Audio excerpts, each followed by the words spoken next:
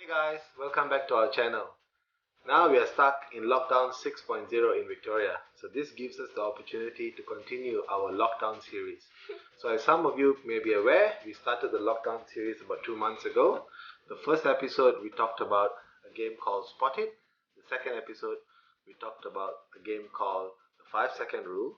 And today we're going to talk about this wonderful game that we call Carrom. Now Carrom is also known as finger billiard, and it is a very popular game, very popular among the Indian community. So what we're trying to achieve today here is we're trying to share this game and bring it amongst everyone out there, and just explain to you how this game works, and also explain how much fun you could actually have playing these games. I will talk about a little bit on where we could get the games from, and also the rules in playing this game, and have a demonstration on how we actually play the game. So stay tuned and we'll be right back.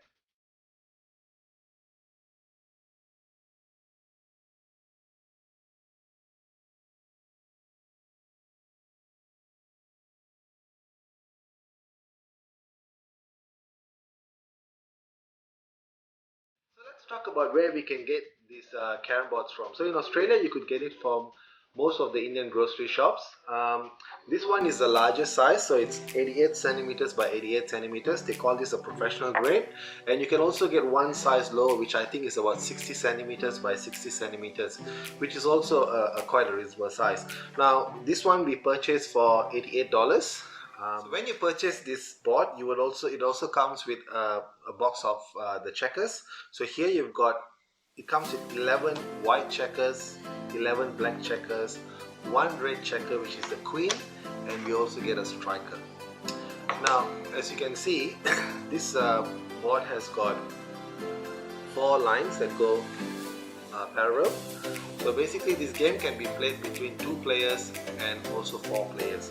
So if you are playing with 2 players, the opponents will sit facing each another, and if you are playing with 4 players, then basically you're playing a team game. So the 2 members of the same team will be sitting on opposite ends, and basically the aim is to try to pocket as many checkers, and the team that pockets the most checkers wins the game. So when you start the game, you start off by arranging the checkers in an order. So you would alternate between black and white, and you arrange them, leaving the queen in the center.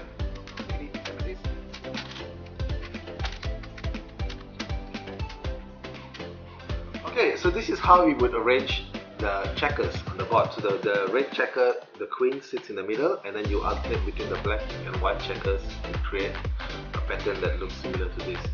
Now, as I said before, you can only strike between these points here. This is your striking point, and this is my striking point for myself. That's for Mahavir, and that's for Meherwan.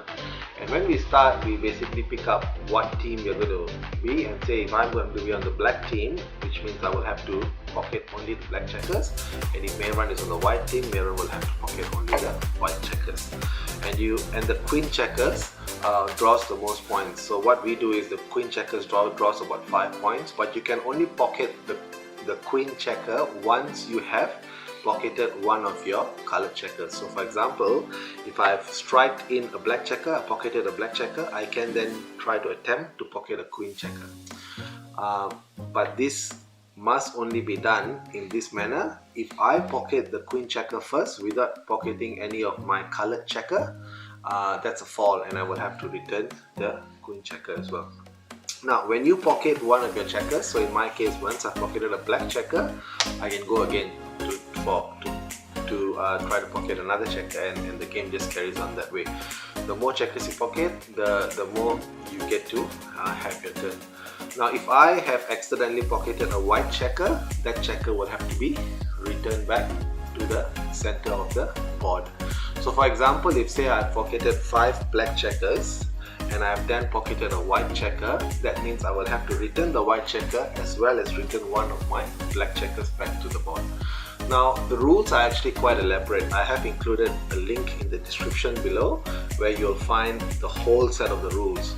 But for what we do in our family, we just play the game really simple because we just only want to have some fun, and we keep the rules really simple. So what we do here is basically we pick a team, black or white. So the black team will have to pocket the black checkers, the white team will have to pocket the white checkers. And when we are playing in a team, the team members, as I said, sit on opposite directions. So if I am now a member with Mehran, so me and Mehran sit on opposite direction, and Mahavir will sit here with his team member on the other side, which is normally Arvind.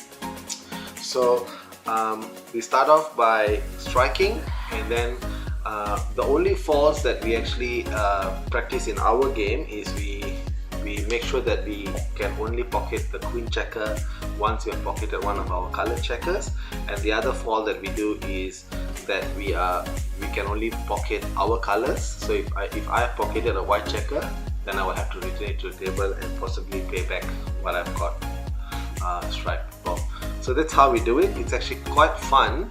And what we'll do now is we will give you a short elaboration on how we actually play the game. Okay, so we're gonna now play the game. So in this game, it's a bit of a handicap match. So I'm by myself. Mehran and Mahavir are on the same team. So we have decided that I will be pocketing the black checkers, and Mehran and Mahavir will be pocketing the white checkers. So they're sitting on opposite ends. So Mehran and Mahavir have been practicing striking, and you need to use your fingers to actually launch the striker, and that's actually quite challenging. So we are improving in the game as we go, and I haven't played this game since I was probably 10, 11 years old. So it's been quite some time, and the kids are really excited that we managed to introduce the game back in the family. So let's show you how it's played. So boys, who's gonna start first? Me. Mahavir start first. All right, here you go. So we go in a rotation. So Mahavir starts first, then it comes to me, and then Mehran gets his turn, and so on.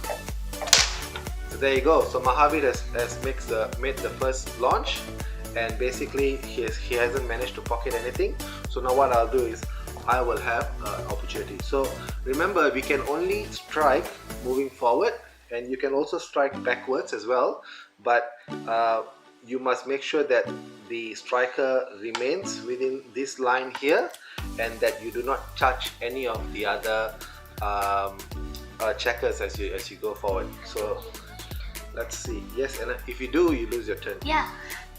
So let's see. I'll try to. You can also put a bit of powder on the board to make it a bit more, I suppose, slippery, and that lets the checkers travel pretty well. Let's see what I can do here. Oops, almost did it. I was a bit scared there.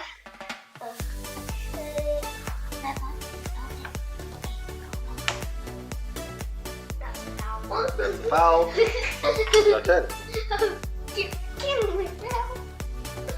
Don't touch that. Oh, I got this. You almost strike that. Okay. Almost. Oh. My turn again. Yeah, So my what turn. I'm going to do is I am going to attempt. As you can see, the game requires a lot of skill. You know how you strike, and also Mind. tactics. Because if you don't have the mind. Yep. Good job. Your turn. I don't really have powder. You could do it. Oh, you missed. You missed Try my. put that one there. Yeah, you're right. Maybe I should. Oh no, that was. Yeah, I should. Oops. No.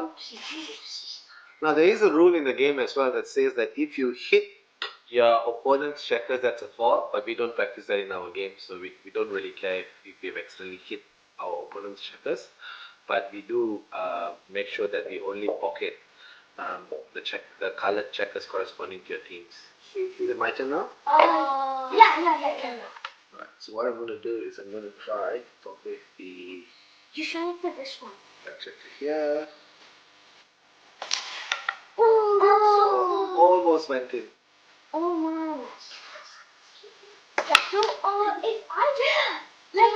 if I actually pocket your checker, will you actually get that checker? No, you have to put it back in the center. Oh, okay. There you go, man. No, look. calling for package. I'm not going to package. Oh, Okay. oh, close don't. This is my goal. Oh, it's your turn. Yeah. Oh, you almost did it. So close. Quite a golden opportunity there for that checker at that end. Let's see if I can pocket that. And let's do. Oh! Missed it. Remember, I'm not going to take your checkpoint, okay? That was most likely I'm gonna. Alright, your turn. Okay, I'm gonna. Go on. Oh, shit! Yeah! Oh, You did it? Cool. there you go. Now you get another 10, remember? So because I got one, I get a second turn, so I get to go again. Let's see if I can pocket something else. I could try for the queen now, Let's see. but I will. It looks pretty impossible, so I'm trying to pocket another black one. Let's see which one I can try for. I might just hit this one here and see. Yep, so I managed to move that as well. Yeah, but you got me another jack. Yeah, let's try. Let's try. Oh, it's Marcus. Yeah, Oh yeah, your turn. there you go.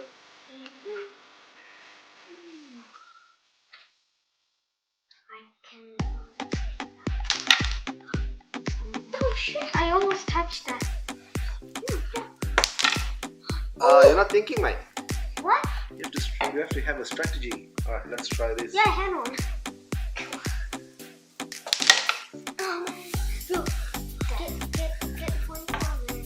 As you can see, it's actually quite a fun game. You know, you can go hours with this game, and it's actually quite competitive, and it requires a lot of skill. And once you really get into it, you really do get into it.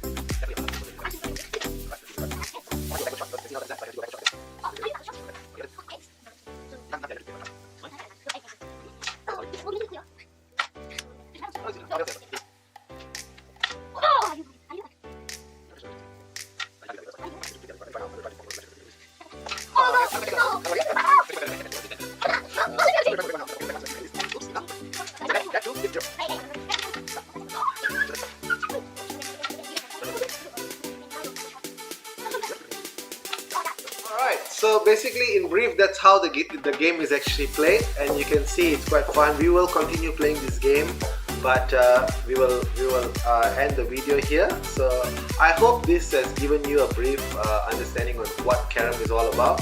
So as I said again, to purchase this game, just head on to any of your Indian grocery shops, and you can get them for less than $100. You can try to also look for it on Amazon. But from my research that I've done on Amazon, they market it at about at least anything between $150 to $300. Now, just a point of interest, the strikers that come with the purchase from the Indian grocery shop isn't really the best striker. So you can actually purchase a third-party professional striker from Amazon. I think they're about $18, and those ones are really smooth and they're a bit bigger as well. And I find that they improve the games for sure. Now, again, the rules, as I've said, I've included a link in the description which speaks about the rules. But you could sort of modify the rules depending on the age category that you're playing in. If you're playing with adults and they're all about the same level, then you could go by the strict rules. But if you're playing with kids and just for some family fun, then I would suggest you just sort of tweak the rules a little bit to meet the needs of the family. So again, thank you for watching. Meera and Marvin, have you got anything to say about the game? This is a really good game, but it's really hard. What about you, Marvin? Dad's a master at this. Nah, I'm not really a master, but you know, it's a bit of fun. So again, thank you for watching, and don't forget to give us a thumbs up if you've liked this video. And subscribe. And also, what's that? Like, share, and subscribe. Thank you. See ya. See ya.